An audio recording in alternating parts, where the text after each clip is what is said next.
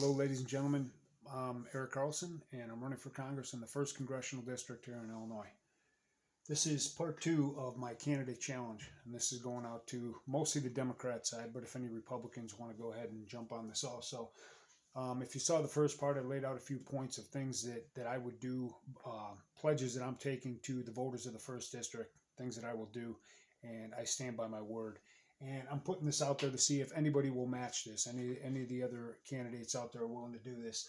The first is, and this is a huge one because this is a huge problem in Congress. And my congressional reforms, if elected and I go to Washington, that's going to be huge on my list of things to do right off the bat, because we can't fix all the other problems until we get these career politicians out of Washington.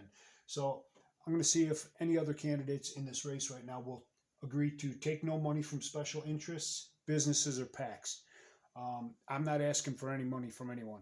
I'm not asking for any backings from any political action committees or anything else. I'm not asking for any money from the Republican Party. I will owe no one going into this should I be elected. That is the only way you can know that a candidate is not bought and paid for. Now, what you're going to see is, the next thing is no TV and radio ads. If you're going to campaign, you should be out there going from one end of this district to the other, because the Democrats drew it this way. So if that's difficult, blame the people in your own party. But you should be able to go out and speak in public, in person, across this district over the next 6 months before the election. That shouldn't be an issue.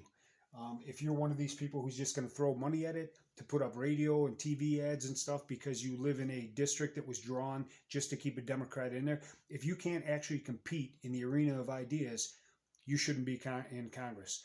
And this is for, again, I say, you cannot win this district without Democrat voters coming over and voting for an actual conservative. So all you conservative Democrats out there who want safer streets, lower taxes, lower fuel prices, lower food prices, safe neighborhoods, a reduction in crime. If you want all those things, you need to vote for an actual conservative candidate, and that is no one on the Democrat side. You're going to get the same old Joe Biden, Democrat, Nancy Pelosi, Chuck Schumer, AOC, wing of the party that took over. They are no longer the party of the working people. You've got to get out of that mindset of we've always voted Democrat. It's not about that. It's about the policies, and it's about being conservative or liberal. These liberal policies are killing us. They are keeping you down. It was meant that way. If they were able to solve problems, they would have solved them by now. It's been since Civil Rights Act 1964. So we're going from 1965 on. What have they solved for you? Englewood and Roseland look exactly the same as they did in 1969. You know, nothing has changed. They've actually gotten worse.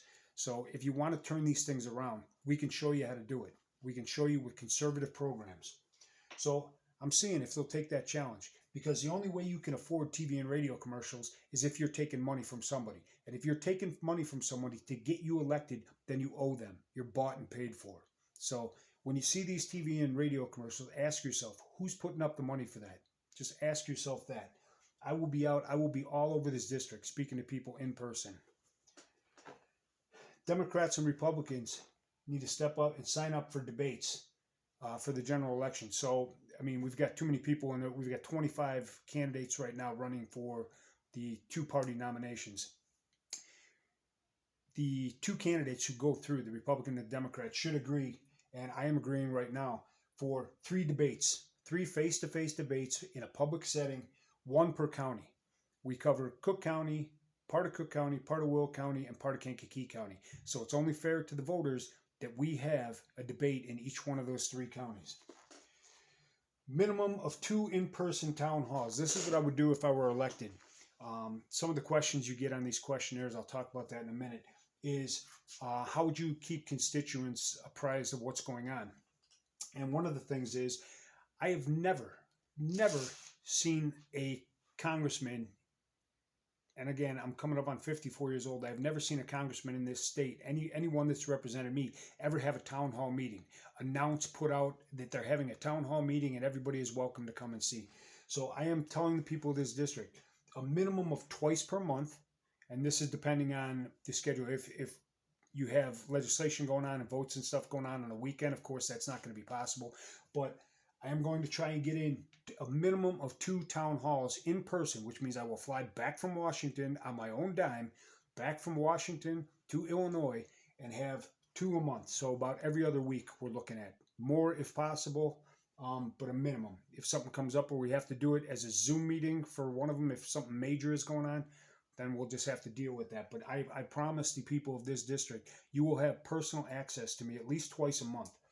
And we'll change those locations. So we'll move them around because the district is so long. We'll have one up in the city, and then maybe one down in western Will County, and then the next one will be in Kankakee County, and then back up in southern Cook County. And so we'll move them around every month. It won't be in the same spot. So everyone should get a chance to at least a couple times a year come out and see their congressman and ask me questions. And I'll tell you what's going on. I'll tell you what's on the agenda, what the board is, and get feedback from people, because that's what you don't get here. You elect somebody, and you've had Democrats in this seat for 90 some odd years in this seat. So the people in the suburbs and the rural area are forgotten about. None of their stuff is looked after. None of their concerns. So that's got to stop. Everyone in this district should be represented fairly. So that's my vow to you guys. The one thing that I didn't know about being a first-time candidate is that you get a lot of questionnaires from different groups, the NRA, National Organization of Women. I get at least 3 or 4 every day from different organizations. They want to know where you stand on everything. So you fill out these questionnaires, and you either have to mail them in or you can do them online. And some of them are from well-known organizations. Some of them I had to look up because I had never heard of before. And you look them up, and some of them are really fringe. So those just go off to the side. And it's not, I only have so much time in the day. And it's not that I'm blowing anybody off. It's just that some of these organizations, some of the questions are so far out there. All you have to do is go look at my videos on my YouTube channel, and you'll see exactly where I stand on most of those issues. They've been addressed in my videos. That's why I put those up there, so people don't have to keep asking me. Unlike other candidates, I don't see anybody else putting their views out on everything, so it's public record. Everybody, trying to hide what they actually think and playing politicians back and forth. I said this from the beginning. I will be entirely honest with you. I will be open with you. I will be brutally honest. I will tell you what the issues are, the way I see them, what I think should be done to correct them, and then I'll take input and we can discuss from there. But it's a lot of this stuff I have studied for my entire life, especially the stuff at the national level and the international level.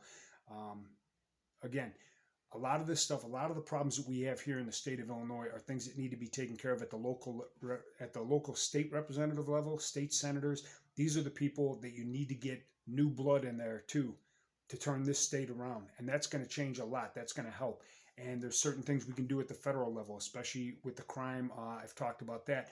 What I would do in conjunction with federal law enforcement, the FBI, partnering with the city to get Chicago under control. You've got to use RICO against these gangs. You've got to bust up these gangs. You've got to make them, they are terrorist organizations. They killed over 800 people in the city of Chicago last year.